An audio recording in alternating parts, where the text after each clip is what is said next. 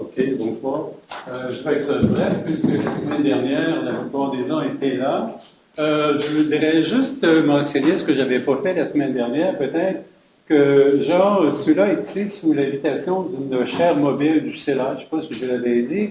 En tout cas, le CELAT a un programme pour inviter des chercheurs étrangers. En fait, ces chercheurs étrangers qui sont invités par le CELAT, c'est vraiment dans le but pour ces chercheurs et pour nous d'établir des liens de recherche. Donc, c'est pour ça, la semaine dernière, j'avais mentionné l'histoire de l'association qui est en train de se développer. Donc, la raison pour Jean de venir ici, c'est vraiment sous cette chaire, établir des liens de recherche. Donc, il fait le tour du CELAT à l'Université du Québec à Montréal. Cette semaine, il s'est rendu au CELAT à l'Université du Québec à Chicoutimi. Et donc, aujourd'hui, c'est la troisième, en fait deuxième, parce que à l'UQAM, c'était le jour tempête. Donc, c'est une communication qui, dans le cadre des vendredis, les archéo-vendredis, qui sont vraiment une activité du CELAT. Donc, juste pour mentionner que Jean est également membre d'autres centres de recherche, le centre de recherche à l'Université de Caen, ainsi que le groupe de recherche en archéométrie de l'Université Laval. Et donc, Jean Sula, qui va parler aujourd'hui sur les tortues marines, du moins l'écaille des tortues marines et la fabrication, a terminé un doctorat à l'Université de Paris 1 en 2015. C'est ça? Décembre. Décembre 2015, c'est tout récent. Donc, bienvenue à Jean. On t'écoute. Merci.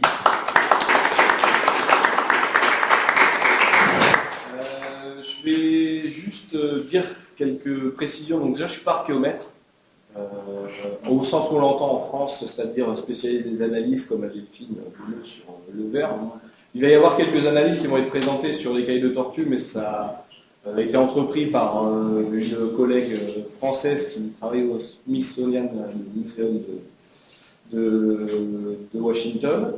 Autre précision, donc ce travail sur l'écaille de tortue est un travail typologique et archéologique, et je ne suis pas archéozoologue ou zooarchéologue comme on dit ici. Donc je ne vais pas vous parler de zooarchéologie et de faune comme on dit en France, de l'étude de la faune, puisque je ne maîtrise pas du tout cet aspect des choses. Je vais vraiment vous parler de l'écaille de tortue, de son contexte aux Caraïbes et son arrivée en métropole française et aux Pays-Bas, en Angleterre, et surtout l'aspect de la matière première transformée. Ça va être aussi un des aspects présentés ici. Je crois qu'on a c'est 40 minutes, c'est ça à peu près? Je mets le timer. Après, il y aura, je pense, des questions. Tout d'abord, juste le contexte de ma présence. Régine en a un tout petit peu parlé. On a parlé la semaine dernière du projet qu'on a mis en place avec Agnès Gelé, qui est doctorante ici, qui travaille sur le verre, et puis Delphine Bonneau, qui est postdoctorante ici et qui travaille sur les perles de verre. Je l'inclus dedans puisque le travail la présentation que je vais vous faire aujourd'hui s'inclut pleinement aussi dans ce projet.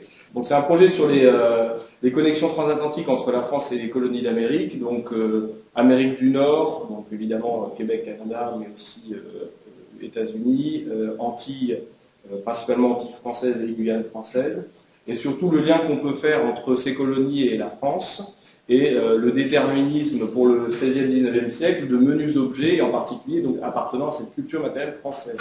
Donc tout le but du projet, c'est de créer un réseau de chercheurs, déjà, dans un premier temps, comme on parle la même langue, en théorie, en tout cas pour le Canada et le Québec, c'est un peu plus facile. Donc de mettre en place ce réseau de chercheurs entre la France et le Québec. Et puis grâce à la chaire mobile, donc j'ai obtenu grâce au CELAT et à Virginia Loger, de justement mettre en évidence cette culture matérielle française ici. Donc, évidemment, on n'a pas attendu ma venue pour mis en évidence des menus objets de la culture matérielle française ici, mais surtout être plus précis au niveau de la typologie, de la classification et de la chronologie par rapport au contexte en France. Et en fait, le but, c'est de vraiment faire le lien entre la métropole et les colonies et de se servir des contextes coloniaux qui sont généralement d'occupation plus courte, donc sur une phase d'occupation plus courte, et d'améliorer justement la compréhension de la datation en France. Souvent en France, sur les contextes modernes, que vous appelez ici coloniaux, perte de contact, etc., on a des soucis de resserrement chronologique, on va dater un objet du XVIIe, XVIIIe siècle, sans plus de précision. Donc vraiment, le but c'est de s'entraider au niveau des contextes, d'associer les contextes archéologiques de toutes ces régions aussi vastes de l'Amérique du Nord jusqu'en Guyane. Donc il y a quelques aspects qui sont mis en évidence, la diffusion, la production, à travers plein de types d'objets, donc le mobilier en verre, récipient, les perles en verre, et puis les menus objets, objets en métal, mobilier manufacturé en os, et notamment donc l'écaille de tortue, puisque c'est un objet en matière osseuse, donc qui fait partie de ce programme. Donc les correspondances évidemment existent bien, outre-Atlantique. Vous avez quelques cartes dressées d'objets classiques qu'on trouve facilement ici et qui sont peu ou pas mis en évidence en France. Donc c'est des cartes que j'ai dressées pour la communication, donc c'est pas exhaustif, mais ça vous montre. Alors faites pas attention à la figuration des objets, puisque c'est cannelle de robinet en général, hein, et pareil, bague de fiançailles en général, pas forcément les types qui sont présentés là. Mais en tout cas, c'est pour vous montrer qu'à travers les travaux de Caroline Mercier, donc publié en 2012, sa thèse de 2011, je crois, qui a travaillé sur ces bagues de fiançailles, elle a cité très peu de références archéologiques en France, et en dépouillant un petit peu les rapports de fouilles des publications, on se rend compte qu'on peut dresser une carte de répartition, non exhaustive certes, mais en tout cas pour servir de référence à ces travaux. Et pareil pour les cannelles de robinet, qui n'a pas encore trouvé d'écho de recherche ici, mais en France aussi, on a de la documentation qui permet de faire le lien entre, notamment à partir de marques de fabrique qu'on retrouve sur la partie basse de la clé, et faire le lien entre la France et le Québec, juste pour parler de ces deux entités géographiques. Donc voilà, il y a du travail à faire, on n'en est qu'au début, donc c'est le but du projet, et du coup, évidemment, c'est de suivre ce qui a été fait par rapport à la céramique, d'où l'exemple que je vous ai cité ici, et la céramique française est très bien connue, très bien maîtrisée ici, et le but c'est de faire pareil pour les restes de type d'objets. Passons au sujet de la communication d'aujourd'hui, donc l'écaille de tortue et son artisanat. Donc on va partir sur l'extraction de la matière première, donc on va aller dans des pays un peu plus chauds qu'ici, aux Antilles, aux Caraïbes, principalement Antilles françaises, et vous allez voir qu'en fait cet objet fait partie d'un réseau commercial et d'échanges assez bien maîtrisé, mais mal connu, pour arriver jusqu'en France, où on connaît très bien ce matériau exotique pour diverses raisons, et qui est utilisé notamment dans la marqueterie royale d'ameublement. Donc on retrouve dans l'ameublement du XVIIe, XVIIIe siècle ces plaquettes d'écailles, mais on ne sait pas d'où elles viennent, on connaît la valeur que ça a sur le meuble in fine, mais quelle valeur a cette écaille à l'origine, donc lors de l'extraction de la carapace? Donc on va essayer de répondre à un certain nombre de questions que vous allez voir au fur et à mesure de la présentation. Tout d'abord, ce qu'on sait de l'écaille. L'écaille, donc c'est un matériau qui provient évidemment de la carapace de tortue marine, puisqu'on va parler de la tortue marine et pas de la tortue terrestre, ça c'est important, je vais y venir après pour les classifications d'espèces. Au regard qu'on a pour les périodes qui nous concernent, 17e, 18e siècle, ce sont essentiellement les chroniqueurs français qui nous parlent de cette extraction, de cette tout d'abord pêche à la tortue marine, à travers un terme qui est souvent employé, qui est le carrette. C'est un nom masculin, C-A-R-E-T. Donc le carrette qui est extrait de ces carapaces, il nous parle de la chaîne opératoire de la pêche jusqu'à l'extraction, et ensuite surtout des objets qui en sont tirés.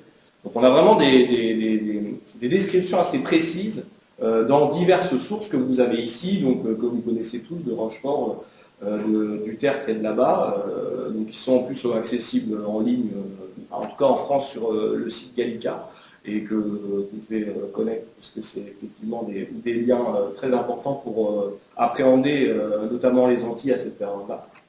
Et vous avez du coup un certain nombre de descriptions sur le patrimoine naturel de ces zones géographiques, mal connues en métropole à l'époque, évidemment, et en fait ces missionnaires, puisque ce sont essentiellement des religieux ou des explorateurs, viennent en fait décrire ces localités mal connues pour les faire connaître au roi et à sa cour, la noblesse, et puis surtout au corps scientifique en France. et montrer un petit peu ce qu'on trouve. Et à travers évidemment ce patrimoine naturel, on a mis en évidence les tortues, les différents types de tortues marines, mais également d'autres types de faune.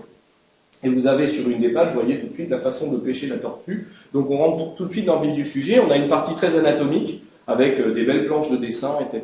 Et puis une partie aussi plus sociale, anthropologique, sur la façon d'utiliser, de pêcher ces tortues. Donc on a vraiment des coutumes et différents aspects qui sont mis en évidence. Donc c'est vraiment une source très très importante pour déjà appréhender juste le sujet. Un autre ouvrage qui est publié dans les presses universitaires de l'université par M. Ouellette et qui livre d'autres témoignages, et notamment évidemment ceux de Pierre Pelprat, qui évoque lors de ses missions la présence de ce carrette, qu'on retrouve un petit peu partout, et qui surtout est un élément fort recherché en France, et c'est là où tout de suite on a la question de la valeur de l'objet, la valeur du matériau, fort recherché en France. Faut pas oublier qu'une tortue quand même c'est assez lent, ça se pêche facilement, ça se récupère facilement, notamment dans la période de nidification. Donc il y en a à foison dans les Antilles. Et en gros, pour faire simple, ça ne coûtait pas très cher de la récupérer et de la retirer de l'animal. Par contre, c'est très recherché en France. Évidemment, on a tout de suite le point de vue exotique de l'objet. Et pourquoi c'est fort recherché en France? Parce que, comme je vous l'ai dit, c'est aussi utilisé dans l'ornementation royale.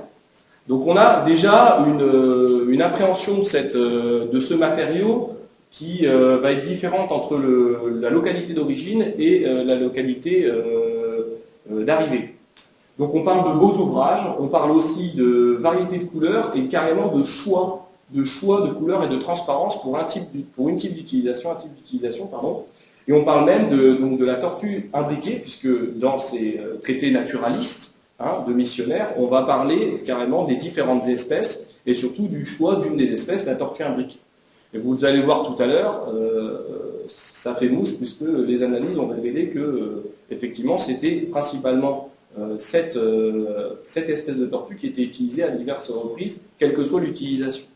Okay, donc on a vraiment déjà, rien que dans des traités de missionnaires, des indications. Et puis vous le voyez, sur la fin de la citation, on parle de peignes, de coffrets, de cabinets et autres ouvrages. Donc on a déjà une multitude d'utilisations pour cette écaille.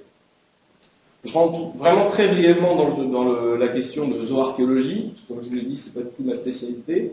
Donc on a des écailles qui proviennent de tortues marines, de la famille des Chelonidae. Vous voyez un schéma qui vous montre un petit peu les différentes parties d'écailles. En fait, d'après ce que j'ai vu avec les différents spécialistes, toute la carapace est utilisée, et quelles que soient les espèces, mais il se trouve qu'effectivement, on a quatre grandes espèces qu'on rencontre aux Antilles françaises, mais on va dire plus largement aux Caraïbes, que ce soit du côté des Caïmans, de la Guadeloupe, de la Martinique, etc.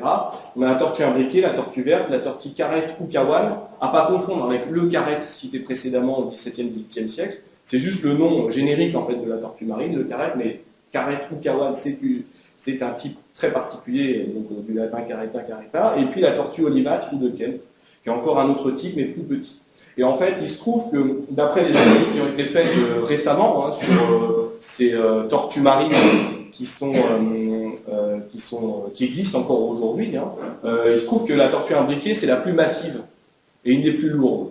Donc, plus facile à attraper et surtout qui a la plus grande carapace. Donc, il y a aussi un côté pratique d'utilisation.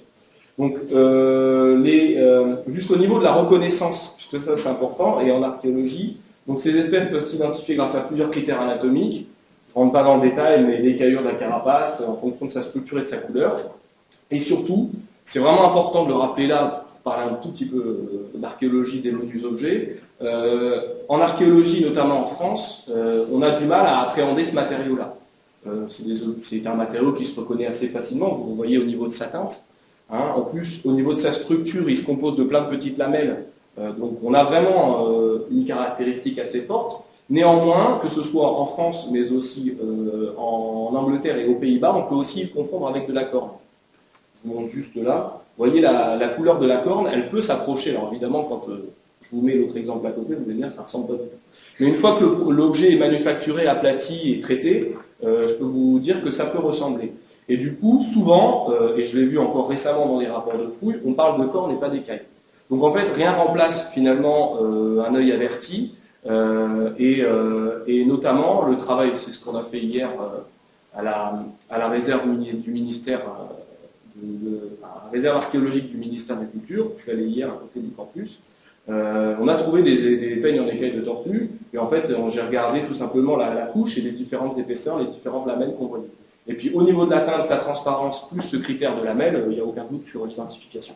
Donc en fait, il y a peut-être un protocole à mettre en place, je n'ai pas encore fait, mais pour essayer de justement déterminer et bien reconnaître ce matériau particulier.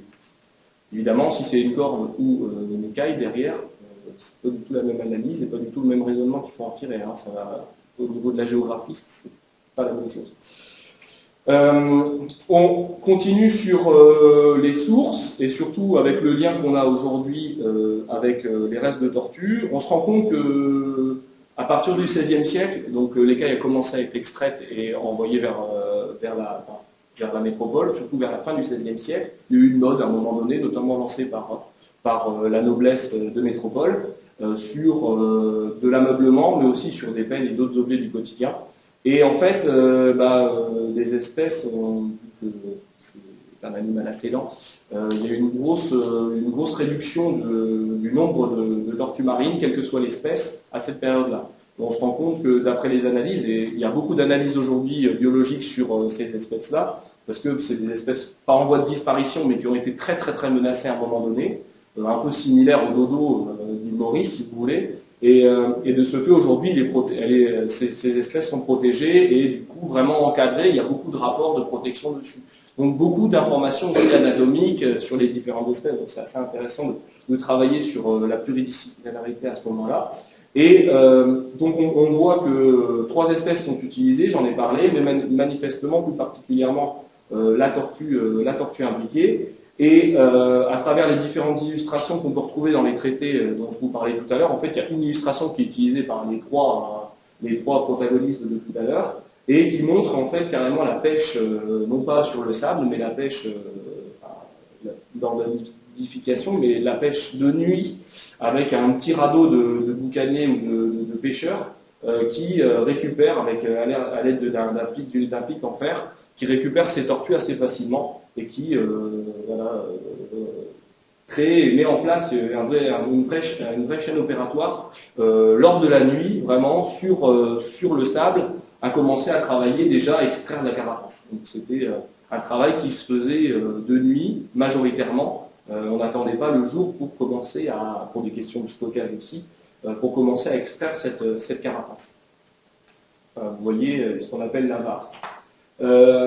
Au niveau de l'extraction purement et simplement, on a des traités qui l'évoquent assez simplement et qui surtout reprennent en fait un processus qui est bien connu pour la période, au XVIIe siècle notamment, et d'où on sort finalement le nom de boucanier. Donc c'est la création, la mise en place du boucan, donc du feu un peu à l'étouffer, et qui permet l'extraction plus facile de cette écaille, qui est comme pour l'arracher, c'est quand même pas à la base assez facile. Et surtout, donc, il nous explique, ces traités que je vous évoque depuis tout à l'heure, assez dans le détail, la technique d'extraction. Donc, on l'attrape par le dessous, ce qu'on appelle le plastron, et puis ensuite on défait les cartilages et on passe un couteau au feu pour enlever plus facilement. L'intérêt aussi, c'est le traitement de cette écaille. Alors l'écaille, c'est quelque chose qui est globalement cintré, courbe, puisque évidemment ça suit la courbure de la carapace, mais c'est extrêmement solide. À casser, vous n'y allez pas au ciseau. C'est vraiment extrêmement dur. Et dans l'artisanat qui va être fait de cette écaille-là, notamment pour la marqueterie sur les meubles, un côté courbe, ça arrange pas trop, quoi. Enfin, sur des bibliothèques ou des cabinets, bon, c'est un peu limite. Donc en fait, on le chauffe et ça s'aplatit assez facilement. Donc il y a tout un travail aussi d'adaptabilité. Et ce qu'on ne sait pas, c'est est-ce que c'est fait ce travail de traitement de la matière sur place ou envoyé en France dans des barriques, empilés et traités dans les ateliers du roi ou dans les ateliers divers et variés. Donc ça, c'est quelque chose qu'on n'a pas encore pour l'instant mis en évidence. Pour rester du côté des Caraïbes, un exemple assez particulier qui est la production artisanale à Port-Royal, donc en Jamaïque, au XVIIe siècle, plutôt deuxième moitié du XVIIe siècle, où on a des archives déjà qui nous parlent assez facilement, assez aisément d'un artisan qui s'appelle Paul Bennett, donc qui est anglais et qui apparaît dans les registres d'artisanat de Port-Royal en 1673, donc on est avant le tremblement de terre de 1691 ou 12, si je ne me trompe pas, qui a du coup tout perturbé et surtout enseveli toute la ville basse, tout le côté portuaire de la ville portuaire de Port-Royal, et qui est parmi les seuls en fait artisans à cette période-là à traiter les cailles. Donc ça c'est déjà très intéressant. Les fouilles de Donny Hamilton et de l'Université du Texas ont mis en évidence ce que vous voyez ici, donc en sous-marin, puisque cette partie-là a été ensevelie après ensevelie par l'eau, après 1692, et donc des fouilles sous-marines ont été faites, pratiquées, et lors de la fouille du bâtiment 1, que vous voyez en bas à gauche, vous avez le plan en haut à droite, et dans la room 1, on a trouvé un certain nombre dans le sous-sol, sous les terres cuites que vous voyez ici, le sol de terre cuite. On a retrouvé à la cave en fait un certain nombre d'ossements de tortues et des écailles débitées qui ont commencé à être travaillées, et puis surtout 1 ou 2 peignes en écailles de tortue. Donc on a un atelier qui était apparemment mis en évidence. Je n'ai pas eu accès au rapport, en tout cas j'ai eu du mal à le trouver pour l'instant, même si on m'a dit qu'il existait. Et j'ai pas vu les objets, mais en tout cas c'est des sources notamment publiées, puisqu'il y a un ouvrage sur l'archéologie de Port-Royal à cette période-là, dans les années 70 qui a été publié, et qui parle de cette fouille et de ces éléments, et qui corrobore justement la présence de ce fameux Paul Bennett. Si on avait que ça, bon, je n'aurais pas forcément présenté, mais derrière on a ça. Donc on a un certain nombre de peignes et d'étuis à peignes vraiment intéressants qui marquent Jamaïca, mais on a sur d'autres Jamaïca Port-Royal plus précisément, et surtout la date. Donc sympa, un objet avec une date à cette période-là, bon, on ne va pas trop se fouler pour essayer de déterminer de quand ça date, c'est bien. Vous voyez l'ornementation, bon voilà, quand on parle d'objets de luxe, c'est pour ça que j'ai voulu parler de production artisanale de luxe. Vous allez voir ce qu'on trouve en France pour la même période, bon c'est un peu moins reluisant, mais ça nous donne une bonne base de travail.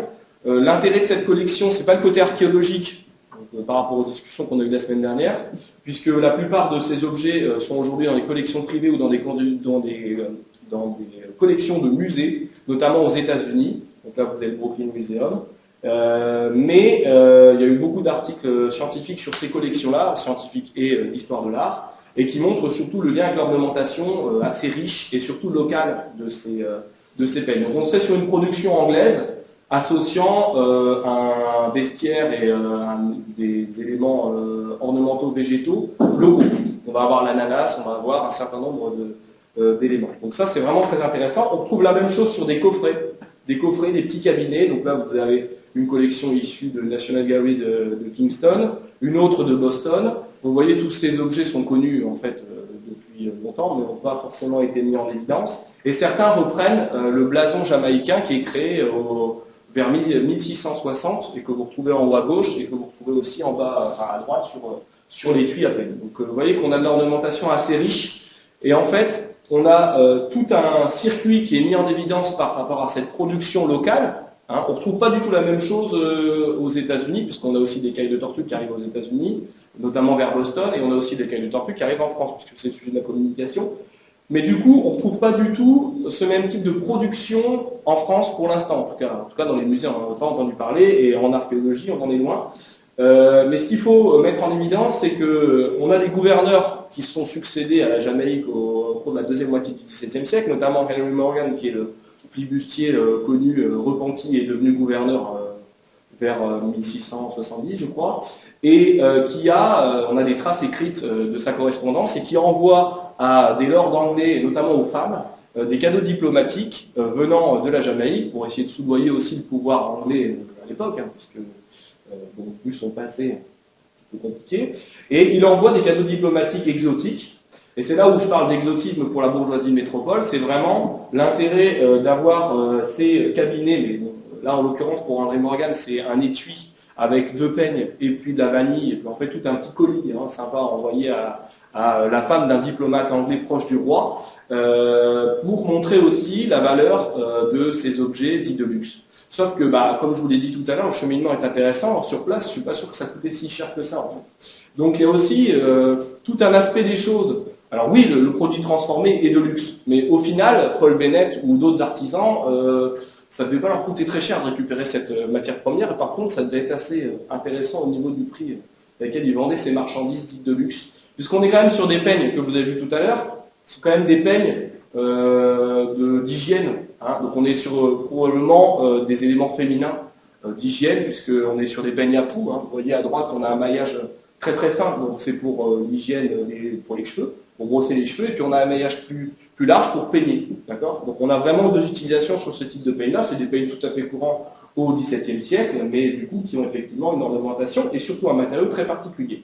Donc voilà un petit peu ce qu'on pouvait dire sur les Caraïbes et cette production-là. On n'a pas énormément d'exemples, hein. L'exemple de la Jamaïque fait un peu foi, mais il est singulier et vraiment, vraiment intéressant. Vous avez un autre exemple qui est à peu près à la même période, juste avant, en 1622, puisque c'est l'épave du Tortugas, qui est l'épave espagnole qui a coulé au niveau des îles Keys en Floride, qui est un récif très connu pour son cimetière d'épaves, et qui a livré. Donc là, on est, entre guillemets, sur un bateau espagnol. Est-ce qu'on est sur une production espagnole? Je ne sais pas.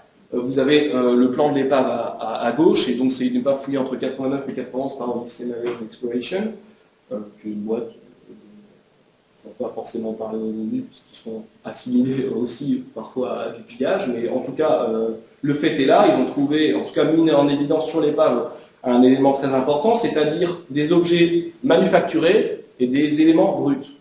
Okay, donc là, on retrouve un petit peu ce qu'on avait à Port-Royal, sous la maison, sous le bâtiment 1, c'est-à-dire des éléments bruts, des cailles quasiment entières, comme vous voyez en haut, des ébauches ratées, et puis des produits finis avec des étuis. Et on retrouve un petit peu, un peu plus raté, mais bon, quand même, ce qu'on retrouvait juste avant. Hein, d'accord, le même type de forme, comme angulaire, des lignes. Alors, on n'a pas d'ornementation de décor, mais l'écaille est beaucoup plus altérée que celle que vous avez vue précédemment. Il n'empêche qu'on a vraiment un lien qui peut être fait entre cette production-là sur le navire. Le bateau repartait, en fait, vers l'Espagne. Okay, il a coulé sur le retour. Et ça veut dire que quand même, ils ont emporté probablement des tortues marines à bord pour les manger. Hein, le retour, quand même, une petite tortue, ça passe bien. Pour tuer le temps ou lié à une activité particulière, parce que ça s'improvise pas quand même de tailler les tortues, sur le retour, un artisanat était à bord, enfin s'est fait à bord, et du coup a permis de mettre en évidence lors de la découverte de cette épave cette différente chaîne opératoire. Donc là aussi c'est encore un élément très intéressant qui date de 1622, c'est l'exemple le plus tôt qu'on ait pour ce type d'artisanat-là. On parle de l'exportation vers la métropole. Donc, une autre source, au-delà de la source des missionnaires français au XVIIe siècle, là on a carrément des archives de l'ANOM, donc le National de l'Outre-mer, qui ont permis de mettre en évidence, là je remercie Tristan Yvon, qui est chargé de recherche à la DAC de Guadeloupe, qui m'a alerté là-dessus, puisque lui il a beaucoup travaillé sur l'indigo, les indigoteries en Guadeloupe et Martinique. Et en fait, en travaillant sur les archives, il est tombé là-dessus aussi, puisque c'est les mêmes archives, et il a vu passer le nom de carrette à plusieurs reprises, et il ne savait pas ce que c'était. Et du coup, moi j'ai dit carrette, c'est les cailles, donc si tu as des infos, envoie-les-moi. Et donc il m'a envoyé tout ce qu'il avait mis en évidence, et donc on a pu dresser un petit constat, qu'à travers ces correspondances envoyées entre l'État de la Marine et les colonies, on a la présence du nom carrette qui apparaît à différentes reprises, mais en gros, c'est pas de très grande quantité. Donc là, on a du mal encore à appréhender entre le XVIIe et le XVIIIe siècle le nombre d'écailles par navire, le nombre de carapaces par navire. Il n'empêche que, à proprement parler, il semblait évident que l'écaille était débitée, la carapace, était débitée sur place, donc dans les colonies, et empaquetée dans des barils, puisque les états de ces cales de navires parlaient de barils. Et donc, du coup, on imagine bien qu'une carapace entière à empaqueter, empilée dans une cale, c'était pas forcément le plus simple à faire, et ça prenait surtout beaucoup de place. Du coup, ils débitaient donc, les écailles, les lamelles d'écailles, et ils les intégraient dans des barils, ils envoyaient ensuite en France ou ailleurs. Et là, pour le coup, on pouvait empiler un certain nombre de couches. C'était vraiment pratique, et on se rend compte qu'à travers ces correspondances, surtout qu'il y a une baisse de l'envoi de ces écailles à partir de la deuxième moitié du XVIIIe siècle. Et c'est ce qu'on retrouve aussi entre le commerce de Saint-Eustache et Amsterdam. On a de même type de sources qui nous montrent le même raisonnement et le même phénomène. Et surtout, ce qui nous a permis d'affirmer, c'est qu'il y avait un lien, ça paraît évident, mais il y avait un lien entre la Guadeloupe, la Martinique et la France. Donc en fait, la France se fournit grâce à ses colonies. On aurait pu se fournir grâce à une autre colonie, d'un autre pays. Non, non. Se fournit bien grâce à la Guadeloupe et à la Martinique, et Amsterdam, c'est pareil. Se fournit grâce à Saint-Eustache, sa colonie. Donc on a vraiment un lien qui est mis en évidence entre les deux, et surtout la preuve d'un commerce. Sauf que il est mis en évidence, certes, mais à partir du moment où le navire arrive à Bordeaux, La Rochelle ou ailleurs, comme vous voyez sur la carte, on perd la trace complète. C'est-à-dire que ça ne fait pas partie des marchandises phares, comme le tabac, le coton ou autre. On a vraiment un problème avec ce matériau qui, quand même, arrive au final sur les meubles du roi. Enfin, il y a un moment, c'est quand même un matériau important. Et pourtant, on n'arrive pas à mettre en place un réseau fluvial ou autre qui permet justement que ça arrive dans les ateliers du roi ou dans les ateliers divers en France. Le lien qu'on a, ça a été mis en évidence grâce à Philippe Rodèche, qui est maître de conférence à l'université de Lorient, et de Brest d'ailleurs, et qui est spécialiste du commerce colonial en histoire, et qui m'a dit que ça pouvait être aussi un lien avec la fraude. Et que le roi pouvait aussi avoir la main finalement sur ses apports d'écailles, et notamment pour la marqueterie royale, et du coup éviter tout ce qui est trafic, taxes et autres, et récupérer ça à pas cher pour fournir la grosse quantité d'écailles qui était demandée, puisque au XVIIIe siècle, il y a une grande quantité d'écailles qui est demandée et qui va être mise sur les meubles de la noblesse, puisqu'on se rend compte que les commandes de meubles avec ce type de matériaux explosent à partir de cette période. Donc pour l'instant, ce sont des hypothèses de travail, on n'a pas encore épluché toutes les sources. Au niveau de l'archéologie, on sort un peu de la marqueterie dont je vous parle tout à l'heure, on va revenir un petit peu sur les peignes, mais on arrive sur des peignes qui sont complètement différentes, qu'on appelle des peignes dites de coiffe, qui sont rivetées, perforées, et qui permettaient de plaquer et de mieux tenir le chignon ou les grandes coiffes de l'époque, au XVIIIe siècle, on l'imagine. Vous allez le voir juste après. En France, l'avantage qu'on a, c'est qu'on fouille pas mal de cimetières, et notamment des cimetières de ces périodes-là, et qui sont de plus en plus mis en évidence. Et pareil, j'ai eu l'occasion de travailler sur 2 des 3 cimetières qui sont mis en évidence ici, à La Rochelle et à Lyon. Donc on n'est pas du tout au même endroit. La Rochelle et Lyon, c'est quand même bien séparé. Il y en a un qui est proche de la côte où on peut se dire, tiens, c'est plus facile de récupérer des cas, et l'autre, Lyon, c'est quand même un peu plus loin. Alors il y a le réseau via Marseille, évidemment, et le Rhône, qui a dû être un port de récupération de cette écaille-là. Et en tout cas, on a la même pratique, c'est-à-dire vraiment la découverte in situ, en position fonctionnelle, dans la tombe, derrière le crâne de ce peigne. Des peignes qui peuvent faire la taille du crâne, vous voyez, c'est assez impressionnant. Imaginez-vous la coiffe que ça devait être. Et puis, un peigne beaucoup moins bien conservé, à La Rochelle, en haut à gauche. Qui plus est, ce peigne fragmenté a pu servir d'analyse. Et le peigne de Lyon, il y a une deuxième tombe à Lyon qui a aussi livré un peigne différent, mais en écaille également, et qui sont en cours d'analyse par ma collègue Caroline Solati. Et du coup, la présence de ces peignes-là nous permet de nous interroger sur la fonction, certes, là on n'a pas de doute, mais surtout sur le rôle social que ça pouvait avoir. S'il y a un peigne dans la tombe, derrière la tête, ça veut dire qu'il y avait une coiffe. Il y a quelque chose qui maintenait tout ça. Donc ça veut dire aussi peut-être que la défunte évidemment était habillée. Est-ce qu'elle avait un vêtement, un costume richement orné et qui montrait une appartenance sociale assez élevée, puisque c'était pas n'importe qui avait des coiffes volumineuses ou même des coiffes comme ça qui avaient besoin d'être maintenues. Donc là aussi, on s'interroge sur l'interprétation sociale de ces défuntes, puisqu'il s'agit de défuntes, et là la bioarchéologie, la bioanthropologie a permis de le confirmer. Sur le statut social de ces défuntes. Donc ça c'est vraiment aussi un volet intéressant. Il sort de l'écaille, mais c'est en lien. Donc vous voyez, c'est un peu caricatural, mais c'est juste pour vous montrer. Donc en bas c'est caricatural, en haut à gauche ça l'est moins. Vous avez tous vu des films et des reconstitutions pour ces périodes-là, évidemment. Et donc vous voyez le peigne à droite qui a été retrouvé sur la cour Napoléon du Louvre, donc la fouille du Louvre, la pyramide du Louvre, je vais en parler un petit peu tout à l'heure. Et on ne voit pas les rivets, mais il y en a deux à chaque extrémité. Et par contre, c'est un peigne qui ressemble au précédent, qui a été trouvé sur un autre site à Paris et qui a été retrouvé dans une tombe, pour le coup, celui à droite. Et donc celui-là a été retrouvé dans des remblais, hein, dans des latrines, en fait, proprement parler, d'un petit hôtel particulier qui a été fouillé lors de la fouille du Louvre dans les années 80.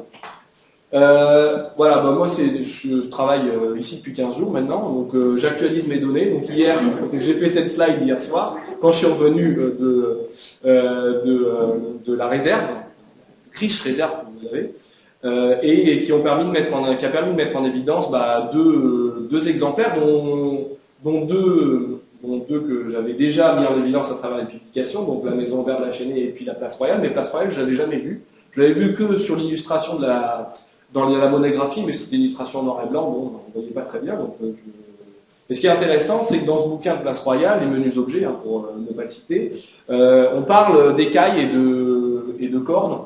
Et en fait, ils avaient quasiment tout faux sur les déterminations du matériau, puisque celui qui était en écaille sur la page, il y a 8 peignes.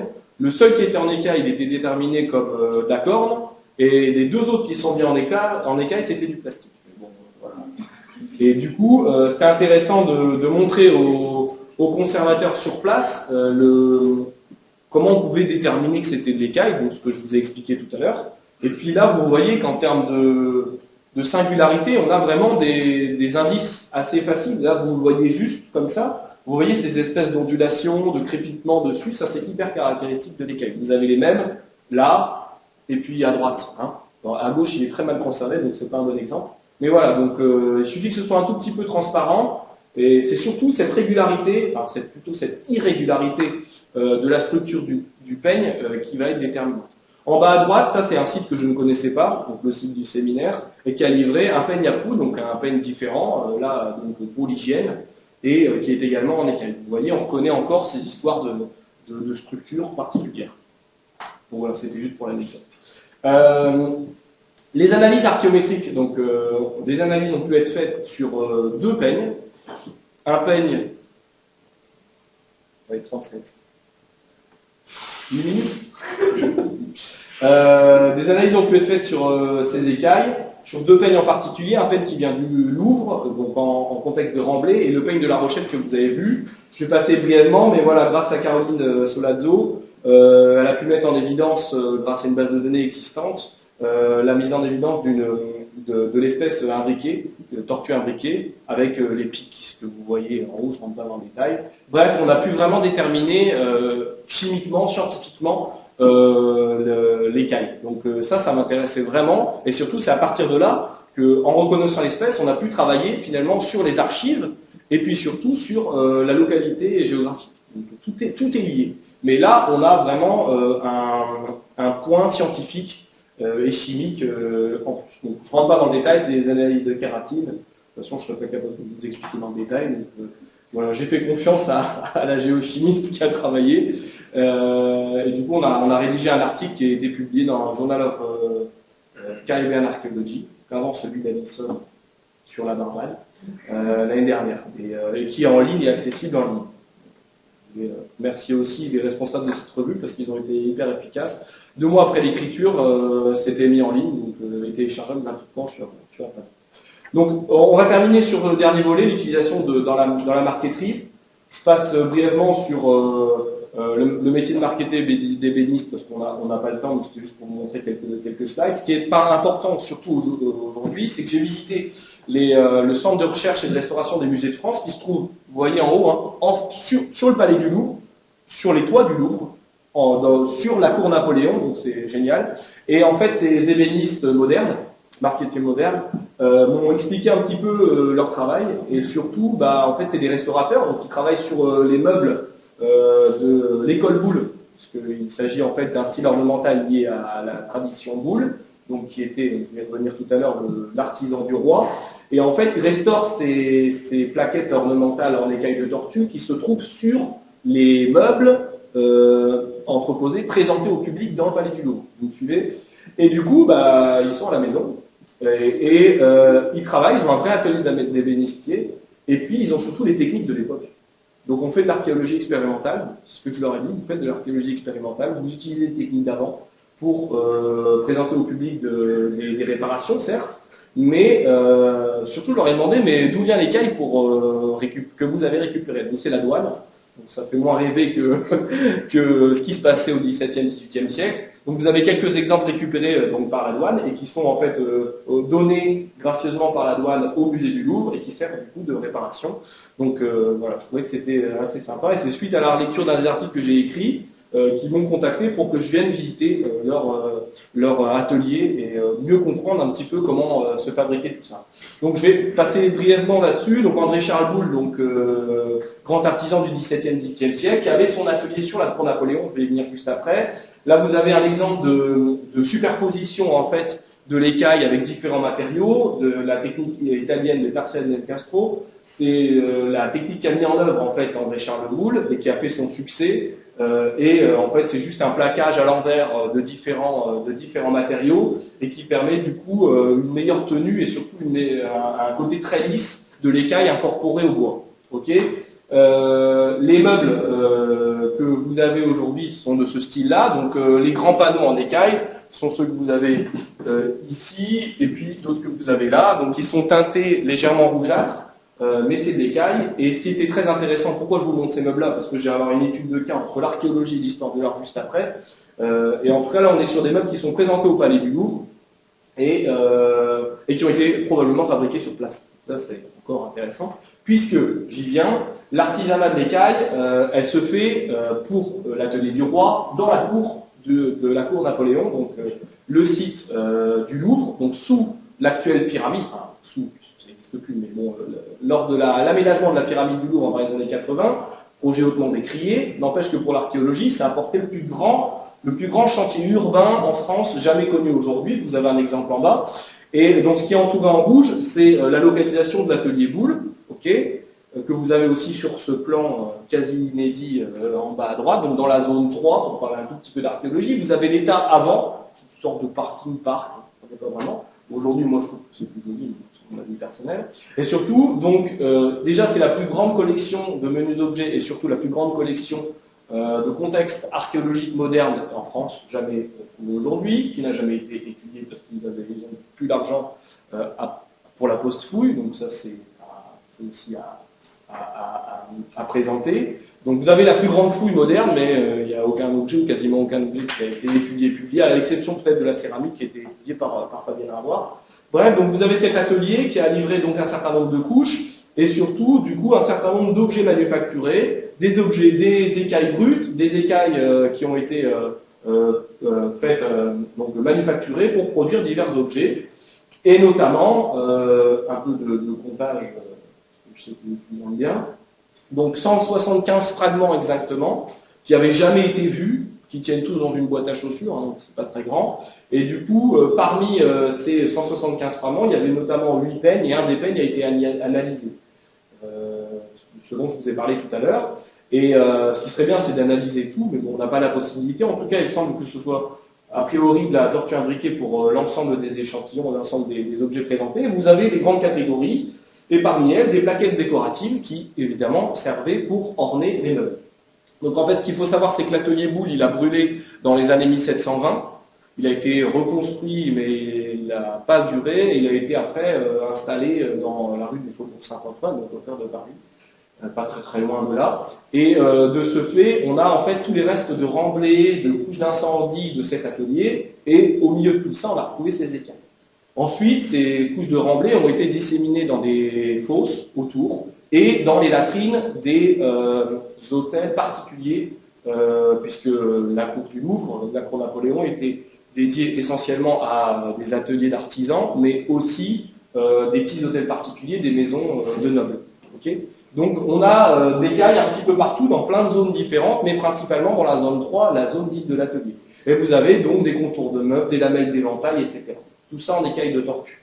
Et je finis sur cet exemple, qui est un exemple vraiment sympa, dont j'ai pu me rendre compte que lorsque j'ai rencontré ces fameux artistes, archéologues, malgré eux, et marketiers modernes, C'est-à-dire que moi, je suis venu avec quelques échantillons que j'avais vus dans ma fameuse boîte à chaussures conservée le long de la plaine Saint-Denis, puisque les objets aujourd'hui du Louvre de cette fouille des années 80 sont quasiment inaccessibles aux chercheurs. Mais bon, j'ai eu entre guillemets un passe-droit pour travailler là-dessus, et en particulier sur l'écaille. Et donc j'ai trouvé ces petits éléments qu'on appelle des quatre feuilles, notamment avec des espèces de grilles, et ces quatre feuilles s'intégraient dans ces éléments carrés, et avec des contours en alliage cuivreux que vous voyez dans le sachet à gauche.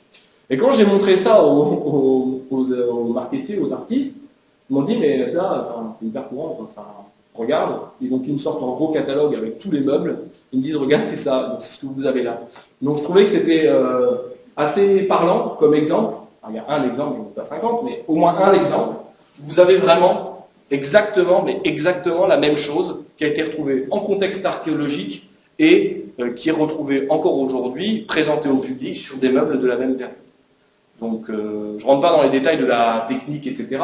Mais voilà, on a exactement la même chose. Et donc quand je suis venu avec mes 24 quatre feuilles et ma grille, ils m'ont dit, mais ça, bon, toi t'en as 24, d'accord, mais vous avez un petit peu plus à l'origine. Voilà, merci beaucoup.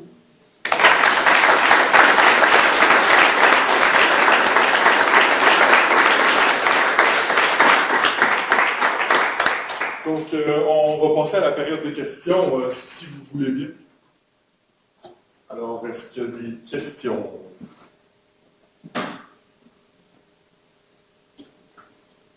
Non? Oui. Est-ce que le projet est terminé ou est-ce que c'est quelque chose sur lequel vous allez continuer à travailler après? Qu'est-ce qui s'en vient pour la suite? Le projet de recherche, oui, il démarre. Il démarre. il a 1 an.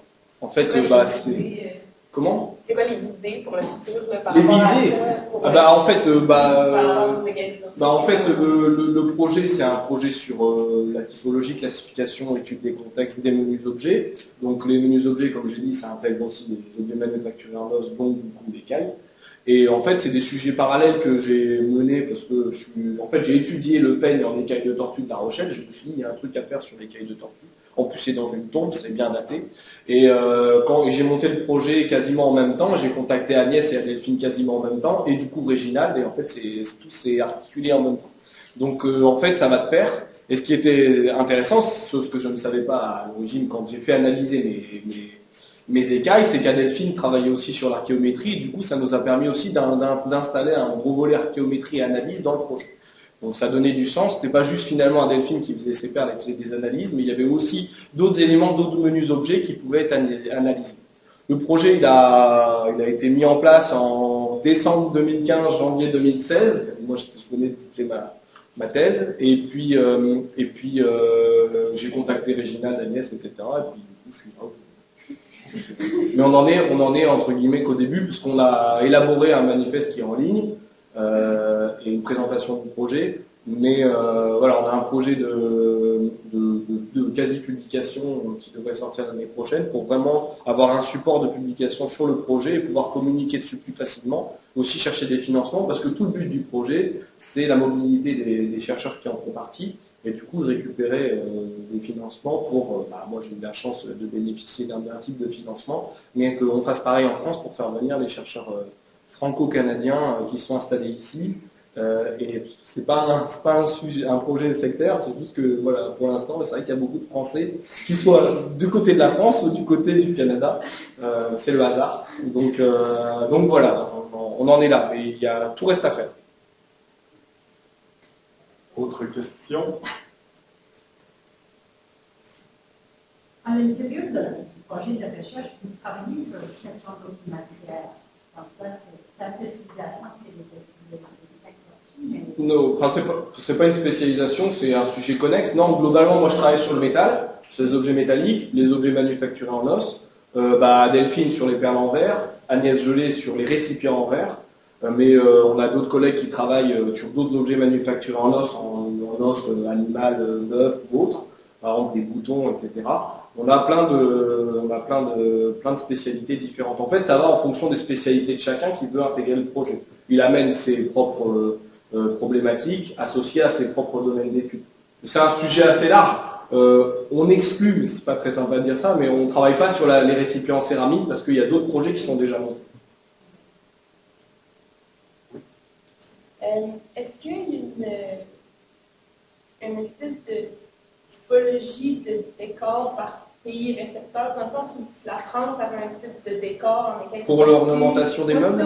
Pour l'ornementation, par exemple, l'Angleterre, les Pays-Bas. Bah, en fait, c'est une école française à la base qui a mis en place ce travail-là d'ornementation sur l'écaille et qui après a été diffusé dans toute l'Europe. Donc, par exemple, les artisans allemands ont copié le style italien à la base, puis français. Et on retrouve, par exemple, des grands diplomates du XVIIIe siècle, des cabinets dits de l'école Boulle, mais qui sont faits, par exemple, à Nuremberg ou ailleurs. Donc c'est un style qui se diffuse après dans toute l'Europe. Il y a eu tellement de succès et du coup, c'est aussi intéressant parce que l'écaille, qui est fabriquée, enfin qui vient à peu près de la même géographie, il y a peut-être un réseau aussi, un cheminement allemand, via les ports allemands, via le Rhin, etc., pour fournir aussi ces meubles copier du style Boulle. Puisque le style Boulle, ça utilise quand même soit la corde, soit l'écaille. Enfin, c'est un des composants, hein, mais il n'empêche que du coup, le réseau d'approvisionnement peut être intéressant. Si on travaille sur les ateliers, par exemple, de confection des meubles de style Boulle, on va peut-être retrouver aussi des liens avec l'écaille. Pouvez-vous revenir à la première diapo? La toute première. Celle-là? Oui, c'est ça. Vous avez la fourchette qu'on peut trouver sur le pare de chips. C'est pas celle-là. Ah. C'est pas celle-là? Non. Il y a ressemble. Eh ben, je le sais. Non, en fait, celle-là, c'est une qui a été retrouvée dans un remblai du cimetière de La Rochelle, là où il y avait la tombe avec le peigne en écaille de tortue. Donc, je connaissais bien celle du Phipps, comme vous dites, donc Elizabeth and Mary. Je connaissais très bien celui-là. Et moi, c'est un exemple qui me pose problème parce que, au niveau de la chronologie, on a ce type de fourchette-là en France. Donc, c'est un autre aspect du projet. Voilà, on travaille sur plein d'objets différents. Et on a celui-là qui est très bien daté, donc c'est 1690, je crois, l'épave. En France, j'en ai au XVIe siècle, mais dans des contextes pas très très fiables. Là, j'en ai dans une tombe en France, à La Rochelle, dans un cimetière qui est occupé entre 1565 et 1765 et 1792, donc aux deuxième moitié du XVIIIe siècle, mais c'est dans un remblai, donc la chronologie, c'est pas fiable. Et par contre, vous en avez sur la forteresse de Louisbourg, c'est la forteresse de Louisbourg, il y en a deux qui sont datés milieu XVIIIe. Alors qu'on en a une qui est pour l'instant la seule très bien datée, 1690. Et tout le but de cette fourchette, de ce type de fourchette-là, c'est de savoir si c'est un objet de la culture matérielle française ou un objet de la culture matérielle anglaise. Et pour l'instant, je n'ai pas de réponse, mais j'essaie justement de collecter les différents types de fourchettes. Et là-dessus, on peut faire de l'archéométrie parce qu'il y a une technique d'ornement, de torsadage, de torsion, pardon, et de trilobe qui est vraiment intéressant et qui est propre à ce type de fourchette-là. Donc, à voir. Mais c'est pas celle de Elisabeth and Marie, je m'en doutais, je fais exprès. C'est plutôt une anecdote Abraham, sur lequel on travaille, puisque d'abord, dans les textes, on a toutes les différentes tâches par les esclaves. Une des tâches, c'était d'amener une tortue aux soldats, aller dans l'Antiquité, qui était le centre pour la marine anglaise. Puis, moi, j'ai toujours fait qu'ils en mangent. Mais ils mangent. C'est là où il y a une double utilisation. C'est oui. De toute façon, la raison première de cette industrie, c'est qu'elle fournit de la viande. Hein. Enfin, ils mangent.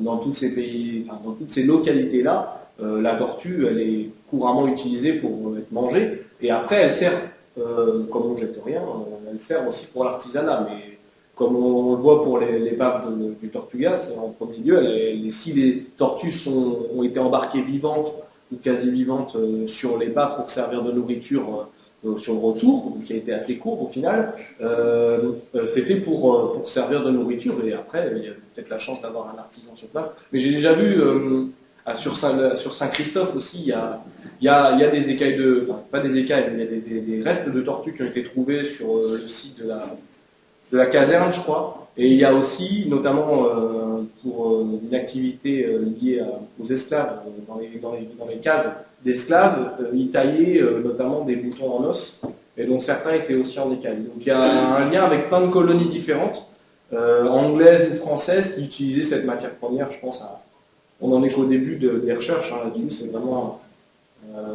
j'ai même été surpris que la Guadeloupe envoyait des écailles, on a des textes là-dessus, vers Boston et vers la Louisiane aussi. Et on sait qu'au milieu du XVIIIe siècle, tout le côté, alors je ne sais plus quel état c'est, mais entre Boston et Philadelphie, je ne sais plus quel état c'est exactement, il y a des artisans qui utilisent l'écaille pour faire des peignes. Et il y a beaucoup d'articles dans les années 50-60 là-dessus, qui sont en ligne d'ailleurs, et c'est vraiment une activité reconnue et même assez valorisante pour les colons. Alors c'est sur les colonies anglaises, mais on a ce lien. Alors là où j'étais surpris, c'est que voilà, c'est le lien entre les colonies françaises, enfin les Antilles françaises et Boston. Moi, ça m'a vraiment intéressé. On a juste vu ça dans les archives, on l'a pas encore traité, mais ça fait aussi. Je pense qu'il y a vraiment un lien entre les Antilles, c'est le commerce triangulaire, quoi. Enfin, les Antilles, la France, mais les Antilles aussi vers les colonies d'Amérique, et on le voit avec Québec. Enfin, j'ai rien à dire pour l'instant, mais voilà, il y a des choses aussi à faire, et c'est tout le sens aussi du projet, c'est de travailler non pas seulement sur Québec, France, mais garder en tête toutes les autres colonies et tout cet espace. En fait. Il y a peut-être une industrie aussi du côté de l'Argentine. Ça, je sais pas. J'ai vu dans un musée l'année dernière, il y a vraiment une section dans un des musées consacrée au travail. Alors là où on n'a pas traité... Ah non, je veux bien. Parce que j'ai reçu du coup à la suite de l'article que j'avais fait avec Caroline Solado, j'ai reçu plein de photos de musées, mais notamment les musées espagnols et portugais, là où moi je n'ai pas du tout travaillé dessus pour l'instant. Et en fait, je me rends compte que bon, ce qu'on a en France, en Angleterre ou à Amsterdam, ou dans toute l'Europe, et je pense évidemment au Portugal et en Espagne, et du coup, et ce même lien avec, on voit, le Portugal c'est un navire espagnol, est-ce que c'est un artisan espagnol, j'en sais rien. Mais en tout cas, je ne vois pas pourquoi il n'y aurait pas le même lien avec les colonies espagnoles, enfin en tout cas de la péninsule ibérique. Donc finalement, ça ne m'étonne pas, peut-être que l'Argentine est à mettre sur ce lien-là. Encore une question? Non. Le sujet est clos. Bon, parfait, merci, merci beaucoup. Hein.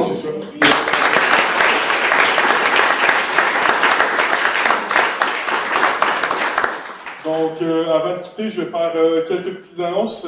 La session tire à sa fin, très rapidement même. Donc, le 31 mars, dernière activité spéciale de la session, qui est organisée par Véro. Donc, 31 mars, il reste 4 places, c'est l'activité Goûter l'archéologie. Donc, si vous êtes intéressé, vous pouvez aller voir Véro pour le paiement, pour l'activité. Et notre dernière conférence aura lieu le 7 avril prochain. Donc, on termine en beauté avec un retour sur les chantiers écoles de l'été passé. Donc, je sais que ça va être obligatoire pour une partie des étudiants. Sinon, pour les autres, vous êtes les bienvenus. Les étudiants vont être heureux de vous présenter ce qui a été fait l'été dernier. Sinon, je vous invite à poursuivre cette soirée et cette discussion autour d'une bière au Murphy's. On a une réservation ce soir, donc vous êtes tous cordialement invités. La tradition, ça aussi. Oui, exactement. Donc, au plaisir de vous y voir. Et sinon, on se voit peut-être le 31 mars ou au mois d'avril. Merci beaucoup.